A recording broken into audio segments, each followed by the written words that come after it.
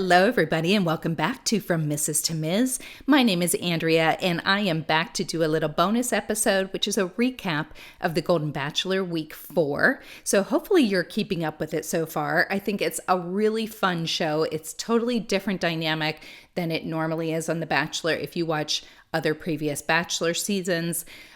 This one just has a little bit of a different feel to it. And I don't know if it's because the women are older and they're a little bit classier and it's not the normal claws out and the villains each time. Although we've seen a little bit with my friend Kathy. If you've heard me talking about it, you know I'm not a huge fan of hers. But I really want to do this recap again just because I feel it is so relative to my show. My show talks about going from being divorced or separating or heartbreak or the loss of a spouse or a partner, and to reinventing yourself almost and putting yourself back out there and looking for love again and hopefully finding love. So this is like so relative, I think. And that's why I kind of feel the need to do this recap and maybe why I'm really enjoying it so much. So hopefully you guys are enjoying these little recaps. Just kind of giving you the what's up on the show. So let's get started. So week 4 started out with quite a few women still remaining. And at this point, they brought in one of the OGs, which is Trista Sutton. Now, she was the very first Bachelorette ever. So I don't know if you've watched that. It was like, 25, 28 seasons ago.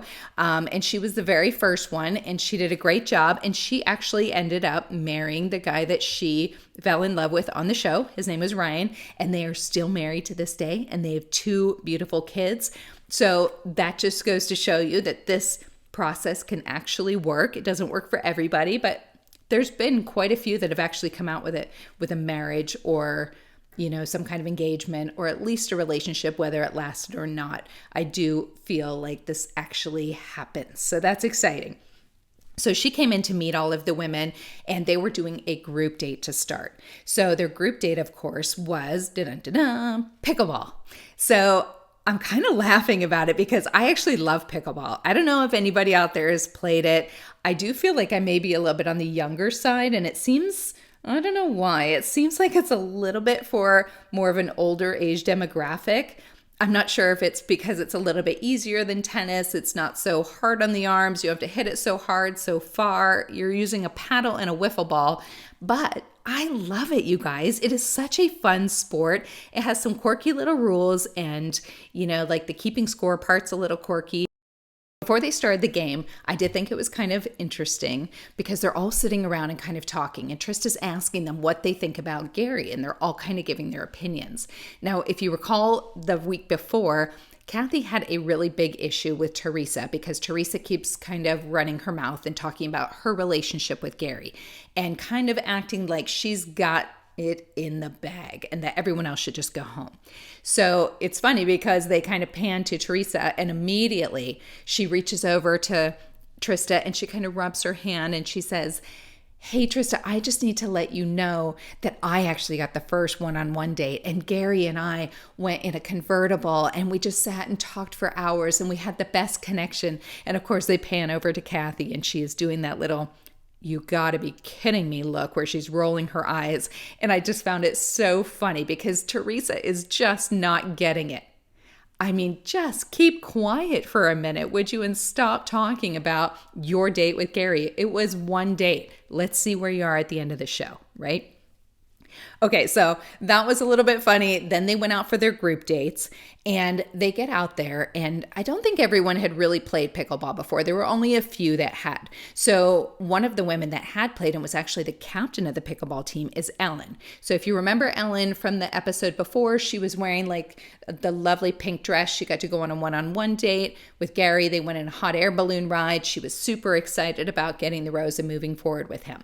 So this is really lining up for her because they totally have this in common. I would definitely say the odds are in her favor here because not too many of the other ones play.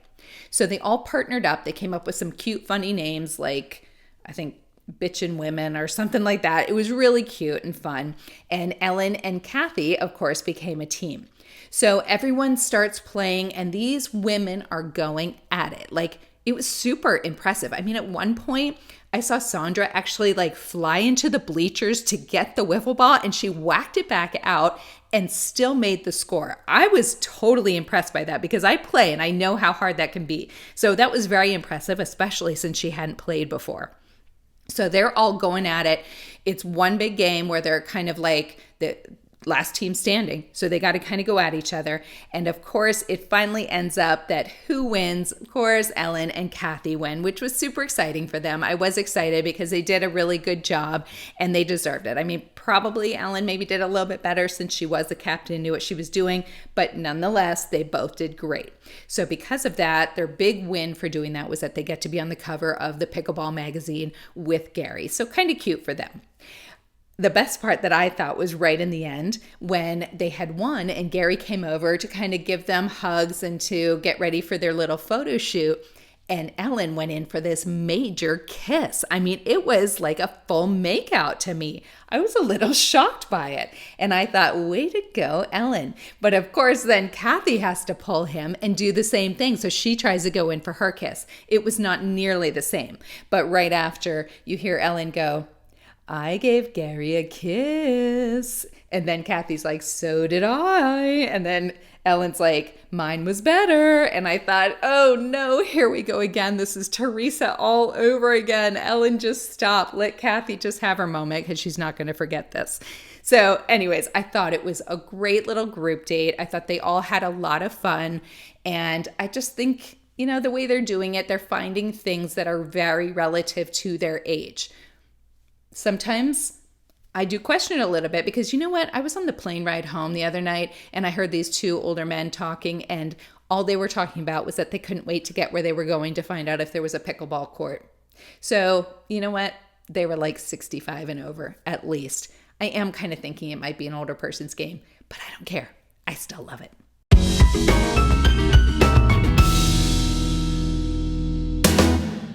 So continuing on with the dating portion of the show, that meant because all the other women went on a group date that Leslie got the one-on-one. Now, Leslie is the woman in the previous show that during the talent show, she did the really fun, sexy little dance for Gary.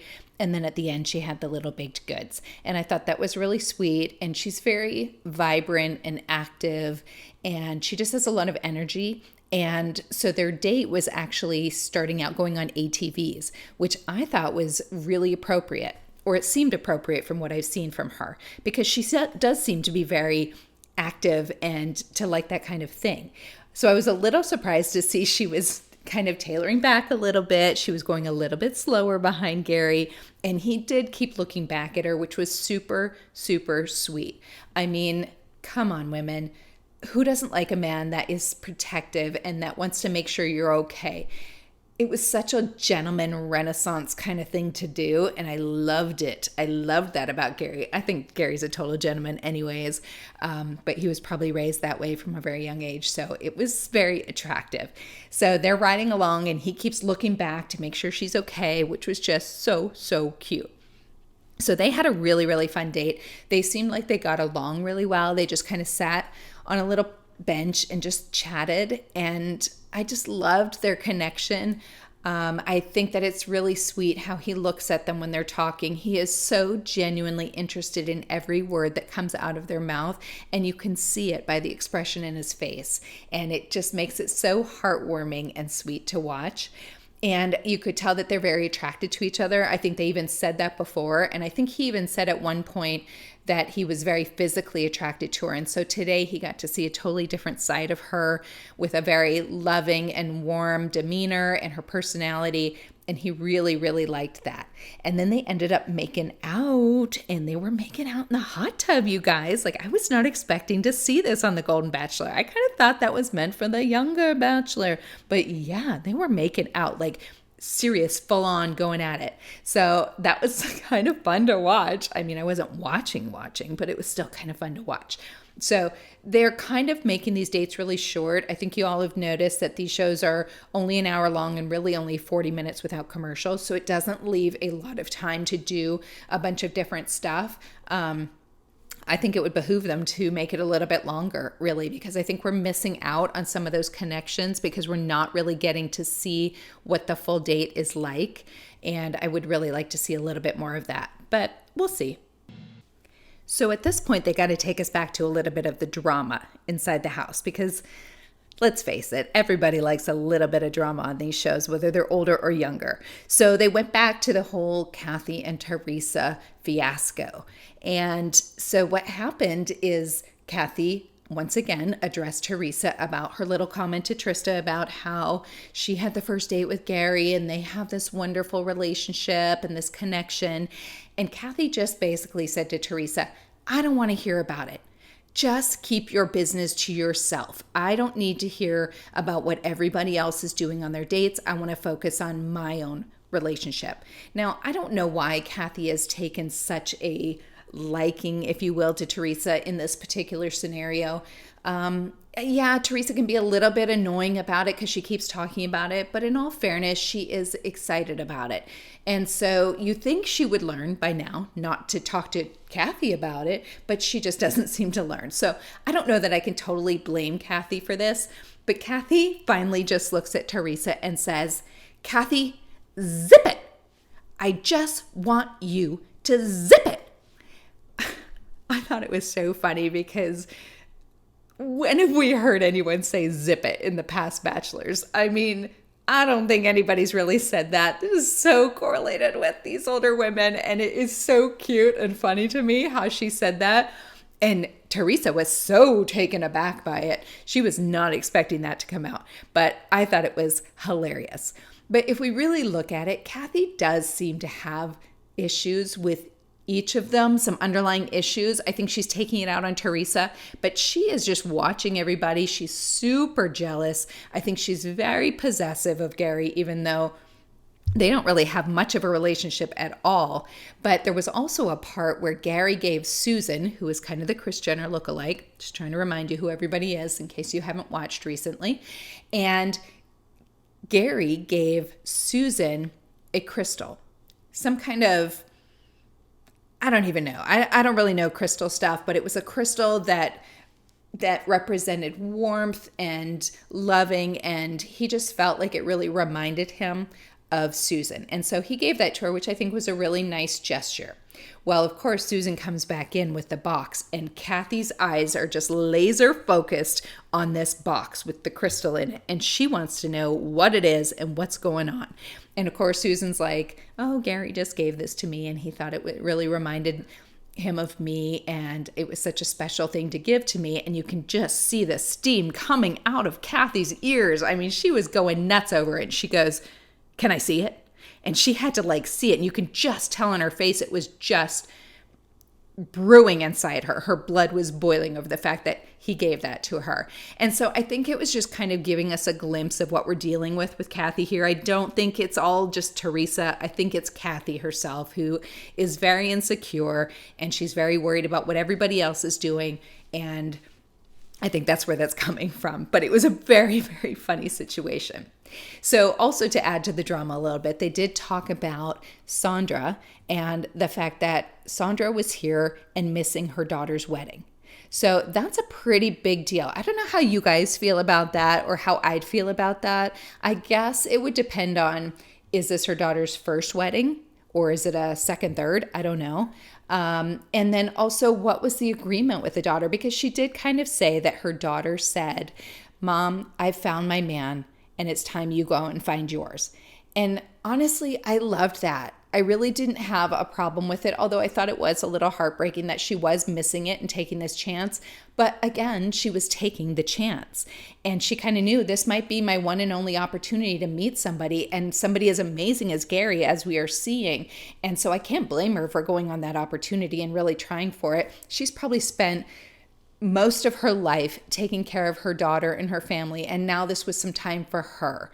And I kind of thought that reminded me about Joan that we talked about that left last week, and how it was kind of a similar situation, except Joan had that her daughter had recently had a baby, and it was a very difficult delivery, and so she needed to leave to go take care of her. The problem I had there was that Joan did say that she was doing this show for her. This is the first time she'd really done anything for her. And so I think she could have figured something out, kind of like Sandra did, and, just come to that agreement with her daughter, like, please, I just want to see where this is going, especially since she had this amazing connection with Gary last week. And, I don't know how that's going to pan out when they watch it back and her daughter sees what a great connection that her mom really had with him. And she might feel bad about that. But I think that in both cases, they should have just let the mom do it. This is such a rare opportunity and once in a lifetime that I think they should have just let them be there, be in the moment, and see where things play out. You just never know. So Gary ended up giving Sandra a rose because she did miss her daughter's wedding to be there. And I thought that was a very gentlemanlike thing to do, even if he wasn't totally feeling a connection with her, like a romantic connection. I think he wanted to acknowledge that what she had done was so selfless. And I think that it was really cool of her to be there for him like that because she knew what that meant. So I do think it was sweet that he gave her a rose, and that allowed her to move on to the next week. So in the meantime, Teresa approaches Gary, and she wants to let him know about the whole conversation with Kathy because she's all upset about it once again because Kathy's confronted her and told her to basically zip it. I just like saying that. So Teresa talks to Gary, and she basically tells him what has transpired and that she feels like she's almost being under attack by Kathy, and she can't even be excited about their connection or their date without Kathy actually saying something. Yet Teresa tells Gary that Kathy told her to snip it instead of zip it, which I was literally laughing out loud because I'm like, how did it go from zip it to snip it? I don't know. But either way, she was supposed to shut her mouth is what she was supposed to do. So Gary didn't take to this very lightly. He kind of looked like, what is going on here? And I just don't think he liked the drama of it. And he kind of wanted to nip it in the bud, which I think was just great. And so he then calls Kathy to come in, and he ends up talking to Kathy and asking her what happened, like what transpired and why they're having this feud between the two of them. And Kathy proceeds to let him know, basically that Teresa just can't keep her mouth shut and she doesn't want to hear about that. And Gary's like, Kathy, I've been very warm and consoling to you as well. And I gave you the rose last week, and you're not even acknowledging that. You're too worried about what everybody else is doing and what their relationships are doing instead of worrying about your own. And she just couldn't grasp it. She just wasn't getting it. And you could see it crumbling as they were talking because you could kind of see what was going on in Gary's head. And he's like, I just don't think this woman's for me. And here Kathy's trying to kind of dig herself out of a hole. And at that very moment, I was thinking, ding dong, the witch is dead. Okay, sorry, that was a little bit much. I was just thinking, Kathy's going home. There's no way she's going to survive this. They don't have a strong enough connection.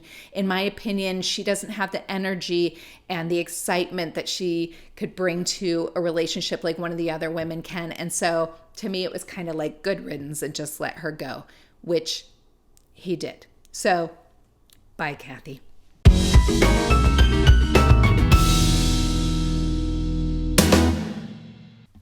So while the one-on-one date is going on with Leslie, the women are now back in the house, and they decide to play this little game called Never Have I Ever. Now, I don't know if any one of you that's listening has played this game before. I think I've played it a time or two. It is a lot of fun. It's kind of a drinking game, but in this case, the women are doing it with ice cream.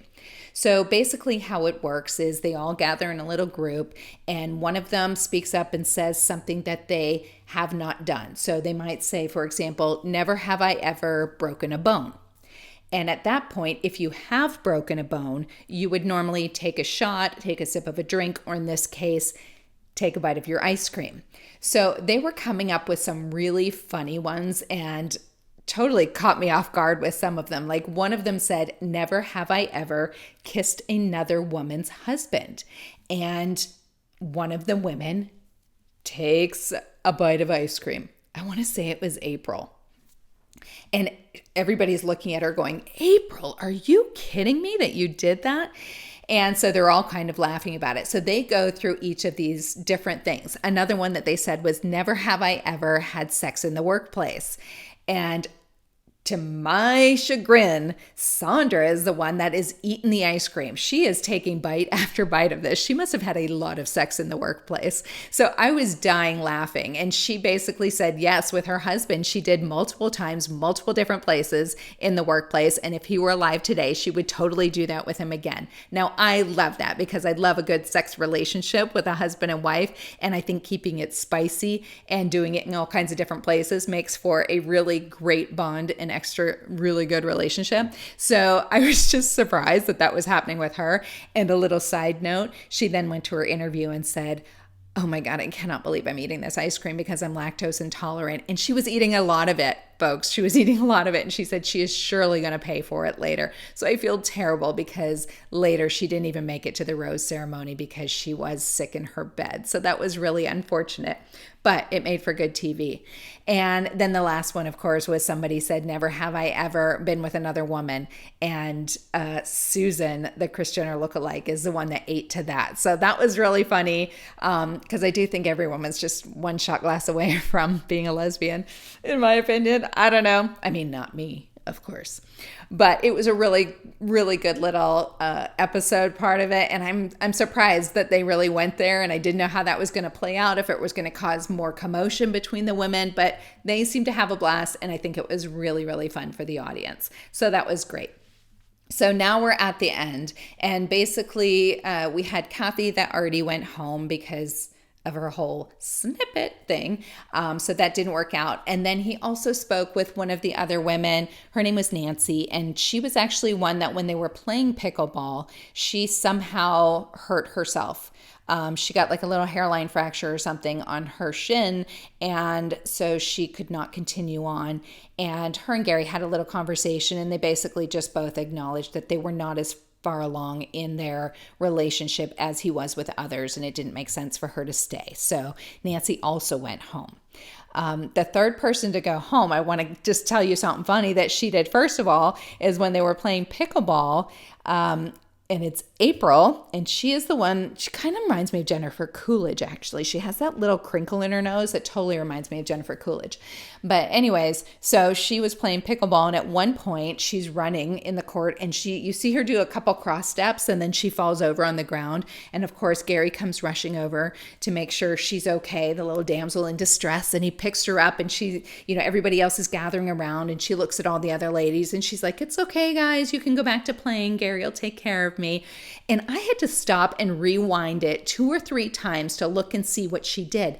And I'm like, she did not hurt herself. She deliberately stepped one foot over the other and just went down. And I'm thinking, is she going to get away with this? Does nobody else see this? And so Gary's kind of consoling her and making sure she's okay. And he has total sympathy for her. And then, of course, they pan to her in her little interview, and she says, I was never actually hurt. I just wanted some extra TLC from Gary. I totally faked it. And I thought, I knew it. I knew it. I picked out the faker just like that. But anyways, unfortunately, it didn't help her out any more than that. She did end up going home as well. And so that was the 3 ladies that went home for the night. So then it will continue on to the next week. They still have quite a few that are still in the play. We have Leslie, we have Teresa, we have Susan, we have Sandra, we have Ellen. Is that all of them? I think that's all. And so they'll all go on to the next week. And from there, he will choose the women that will then go on to the hometown dates where he'll get to meet their families. And that is a really big deal. So week 5 is very pivotal. So I'll be doing the recap on that coming soon. And so that's kind of where it's at. It was a really fun episode. I actually really liked this one. I enjoyed the pickleball. I enjoyed the Never Have I Ever, and I really enjoyed their dates as well. And I think I'm liking it because they're all starting to really get a really great connection with Gary at this point. And so it's very interesting to see where that's going to go. I feel like he's maybe crying a little bit less at the rose ceremony, which is odd because he cried more in the beginning, but maybe he's just getting a little bit more comfortable with knowing whether somebody works or they don't. And he's just going with his gut on it. So anyways, there's your recap of week 4 of The Golden Bachelor. I hope you enjoyed it. I hope you guys are enjoying watching the show as much as I am. I hope that you are seeing my relation to my own show from Mrs. to Ms. I just want you guys to see that it is okay to put yourself back out there. Look how much fun these women are having and what they're doing. And they are exploring. And whether they end up with Gary or not, I think it is going to just help propel them in their own lives to put themselves back out there and start meeting people. Who cares if you're 60, 70, 80? Everyone deserves love. And if you can find it at that age, kudos to you. I love it. Go for it. So makes me super happy to see this show. And I will have a new episode for you guys dropping on Thursday. It will be a regular weekly episode. And thank you so much for listening. This is From Mrs. to Ms. You can find me on Instagram and TikTok at From Mrs. to Ms. You can email me at info@FromMrs2Ms.net. Please follow me on any streaming platform. You can rate, like, follow, and subscribe. And I thank you guys once again for listening. It means a lot. Talk to you soon. Bye.